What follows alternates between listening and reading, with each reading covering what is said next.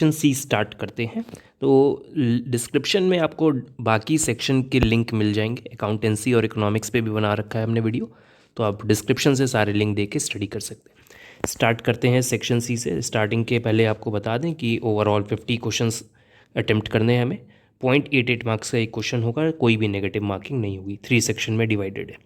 तो section C का जो फर्स्ट क्वेश्चन आएगा 49 to 54 क्वेश्चन जो होंगे, क्वेश्चन नंबर, वो एक केस स्टडी बेस्ड होंगे। तो केस स्टडी यहाँ पे लिखी हुई है, तो इसको हम रीड करते हैं फिर क्वेश्चन स्टार्ट करेंगे। Sarathi the name has been associated with the manufacturing and sale of fashion product since 1960। Sarathi करके एक नेम है जो किससे एसोसिएटेड है, फैशन प्रोडक्ट बनाती है 1960 से। When Kapil Sarthi opened his first retail chain clothing outlet in Ahmedabad, first time इन्होंने क्लोथिंग रिटेल चेन ओपन की थी अहमदाबाद में 1960। सारथी cosmetics was incorporated in India in 1940, और सारथी के नाम से एक और कंपनी खोली गई 1940 में जिसमें कॉस्मेटिक्स सेल होते थे, and became a member of the S&M family of the companies in 1959। और उसकी पूरी जो एक एम्पायर बना हुआ है S&M फैमिली, उसके अंदर बहुत सारी कंपनीज लग रही हैं। Sarthi Perfumes began operation in Gujarat in an existing administrative S&M facility in 1985। मतलब देखिए एक परफ्यूम का भी बिजनेस स्टार्ट हो गया इनका। An important difference between S&M and most other companies is that instead of operating as one large corporation, it operates as 180 smaller companies, each focused on a specific product and area। देखिए S&M family जो है, इनका empire जो है, इन्होंने क्या किया, एक पूरी कंपनी ना बनाकर एक 180 छोटी छोटी कंपनीज बनाई जिसमें एक प्रोडक्ट पे स्पेशलाइजेशन हो रहा था, मतलब एक इंडिविजुअल प्रोडक्ट पे स्पेशलाइजेशन किया जा रहा था।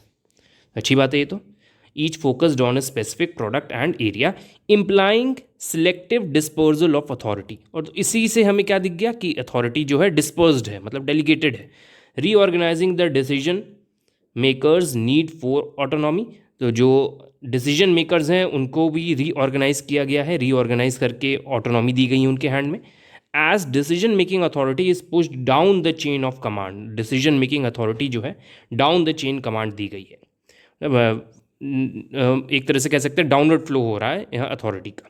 It enables the company to maintain short lines of communication. इससे क्या हो रहा है, अगर हम एक बड़ा एम्पायर बनाते तो 180 कंपनी से अगर सबके से कम्युनिकेट करना होता तो बहुत डिफिकल्ट हो जाता। तो इन्होंने क्या किया, 180 छोटी छोटी कंपनीज बनाई और सबका हेड बना दिया एक एक। तो अब कम्युनिकेट, किसी एक प्रोडक्ट के बारे में हमें नॉलेज चाहिए, किसी एक प्रोडक्ट, किसी एक कंपनी, जो भी एक प्रोडक्ट है उसमें जो कंपनी का हेड होगा उससे हमें नॉलेज लेनी है उस कंपनी के बारे में, तो उस हेड से बात कर लेंगे। अगर एक पूरा एम्पायर होता तो बहुत ही डिफिकल्ट हो जाता। तो इन्होंने क्या किया, डिस्पर्स किया। बाकी क्या, it enables the company to maintain short lines of communication. इससे क्या हो रहा है, शॉर्ट लाइंस ऑफ कम्युनिकेशन हो रहा है with customers and employees, and accelerate the development of talent. And accelerate the development of talent का मतलब है यहाँ एम्प्लॉय पे फोकस किया गया है। एम्प्लॉय का टैलेंट को डेवलप कर रहे हैं ये लोग, मतलब एम्प्लॉय का टैलेंट को डेवलप तो करना ही होता है क्योंकि हमारे यहाँ एम्प्लॉयज़ जो हैं उनकी भी नॉलेज बढ़ती रहे। तो चलिए आगे हम इसी केस स्टडी पे क्वेश्चंस देखते हैं क्या दिया हुआ है। इसी तरह आपके बोर्ड एग्जाम में भी आएगा, क्वेश्चन 49 to 54 जो होगा वो केस स्टडी बेस होगा। तो 49 to 54 क्वेश्चंस जो हैं इस पैराग्राफ पे हैं। तो स्टार्ट करते हैं क्वेश्चन 49 से। Identify the philosophy that is being followed by S&M through which it is dividing the decision making responsibilities among hierarchical levels. तो यहाँ पे इन्होंने क्या किया है, एक छोटी छोटी कंपनीज बना दी हैं और उनको अथॉरिटी डिसेंट्रलाइज कर दी गई है। छोटे छोटे पार्ट्स में सबको अथॉरिटी दे दी गई है, मतलब एक एक कंपनी का हेड बना दिया गया, उनको हैंड में अथॉरिटी दे दी गई है। तो इन्होंने क्या किया, डिस्पर्जल वर्ड आ रहा था, डिसेंट्रलाइजेशन ऑफ अथॉरिटी।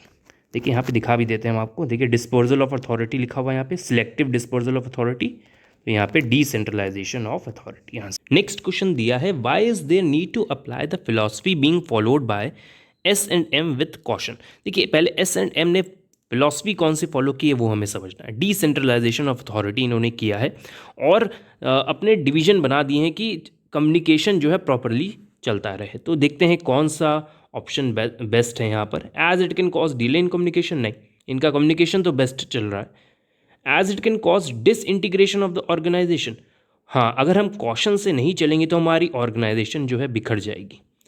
इंटीग्रेशन अगर नहीं होगा तो डिसइंटीग्रेशन हो जाएगा इस S&M फैमिली में, पूरा एम्पायर जो है डिसइंटीग्रेट हो जाएगा। तो इनको कॉशन से चलना होगा, अपनी फिलॉसफी को फॉलो करते चल।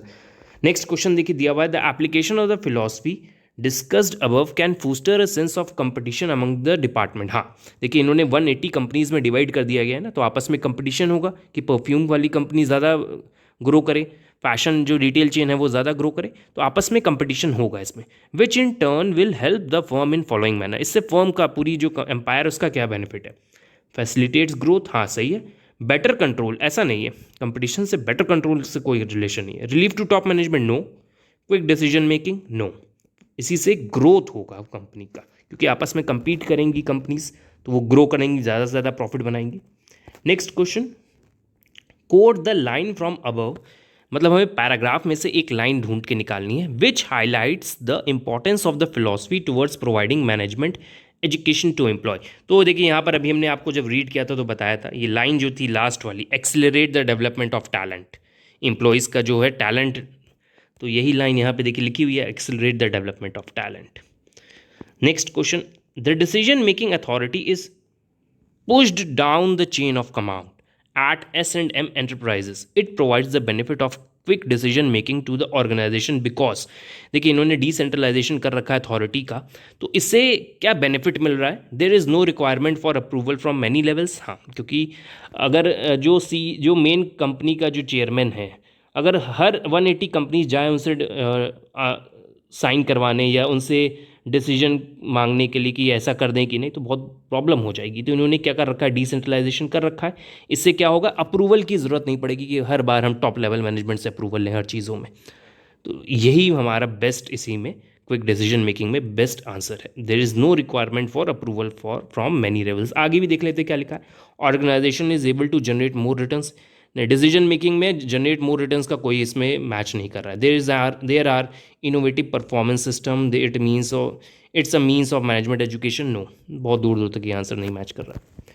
Next, the philosophy being followed bye SM is not followed by most other companies. हाँ, ये जो डाइवर्सिफिकेशन है, जो इन्होंने अपने बिजनेस को डाइवर्सिफाई कर दिया 180 कंपनीज़ में, क्या ये सभी कंपनी फॉलो कर रही है? नहीं, ऐसा तो नहीं है। रिलायंस इंडस्ट्रीज़ का एग्जांपल ले लीजिए, पूरा रिलायंस इंडस्ट्रीज़ के अंदर कितनी सारी कंपनीज़ है, तो वो एक ही एम्पायर बना हुआ, एक ही के अंदर हैं सब। तो ये कोई ज़रूरी नहीं है कि सब फॉलो करें। तो इससे क्या पता चलता है ये फिलॉसफी का, this tells us that the philosophy is optional, compulsory तो नहीं है, क्योंकि दूसरी कंपनी भी फॉलो करती हैं ये philosophy. Limited to superior and subordinate, no. Merely done to lessen the burden, ऐसा नहीं है, ये ऑप्शनल है, कोई भी फॉलो कर सकता है इसको। अब जो क्वेश्चंस आएंगे, क्वेश्चन नंबर 55, वो इंडिविजुअल केस स्टडीज़ पे होंगे, मतलब अपने में एक केस स्टडी होगी, उसी पे एक आंसर नीचे हमें देना होगा।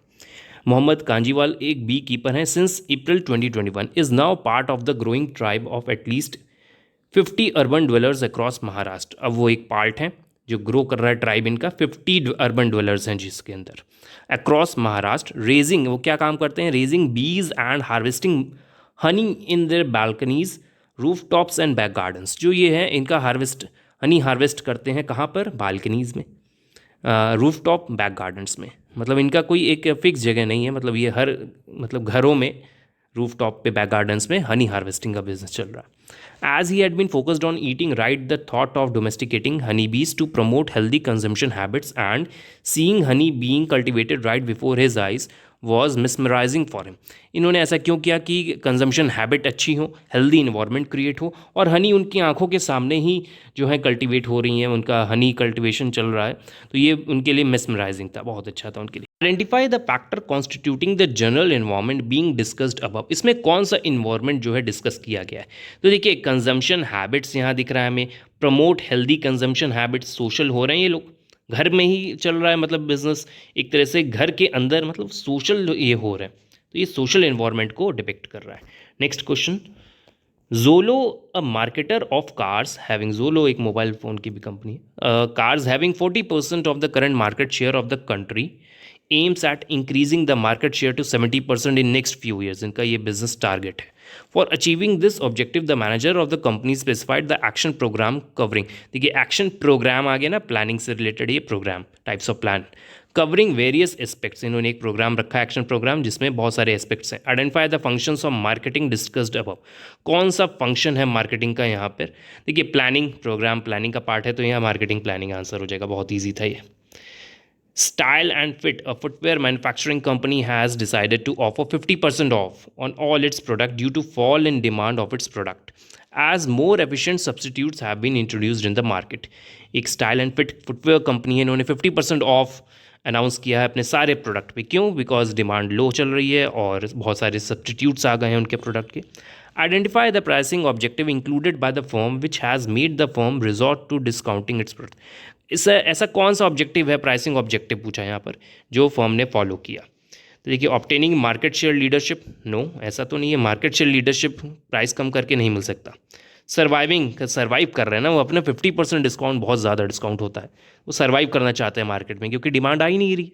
Surviving in the competitive market, substitute जो कि कंपटीशन से रिलेट हो गया, तो surviving in the competitive market. Next question है, in Shaleen private limited there is one head Shaleen who has 2 lines of authority under her. एक शालीन लिमिटेड कंपनी है जिसमें 2 लाइन ऑफ अथॉरिटी है उनके अंडर में।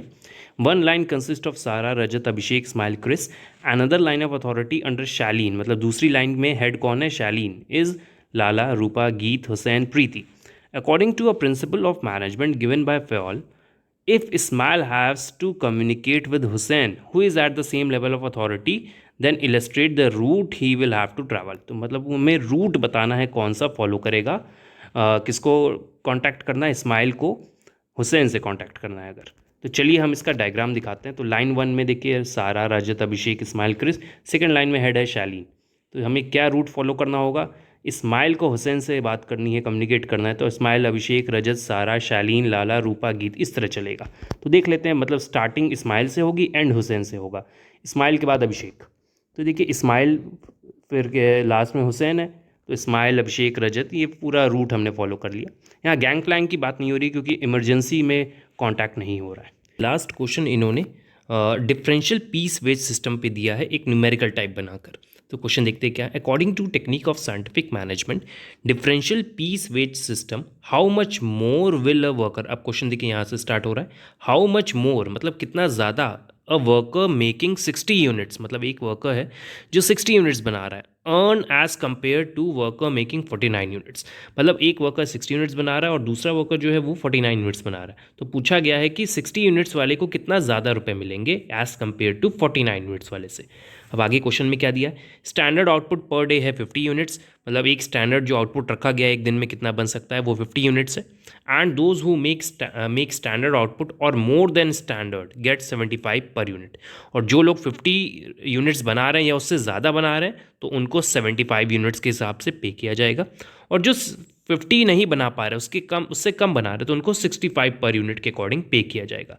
तो देखिए जो पहला वर्कर है, चलिए इसको हम सोल्यूशन दिखाते हैं। तो देखिए जो पहला वर्कर है वो 60 यूनिट्स बना रहा है, सेकंड वर्कर जो है वो 49 यूनिट्स बना रहा है, स्टैंडर्ड यूनिट 50 है, तो पहले वर्कर ने 50 एंड अबव बनाया है तो उसको स्टैंडर्ड रेट 75 लगेगा, तो उसको कितना पे किया जाएगा? तो नीचे देखिए 60 इंटू 75 4500 पे कर दिया जाएगा। जो वर्कर 2 है उसने कितनी यूनिट्स बनाई है? 49, मतलब वो 50 भी नहीं टच कर पाया, तो उसको कितना अकॉर्डिंग पे किया जाएगा? 65 रुपीज़ के अकॉर्डिंग। तो देखिए मैंने इस 49 इंटू 65 कर दिया, तो 4500 माइनस 3185 करेंगे तो 1315 आ जाएगा, जो उसको ज़्यादा मिल रहा है उससे। हमारा आंसर क्या है? C 1315। So this is all about your business studies sample paper. Accountancy और इकोनॉमिक्स का भी बना रखा है, आप उसको डिस्क्रिप्शन से स्टडी कर सकते हैं।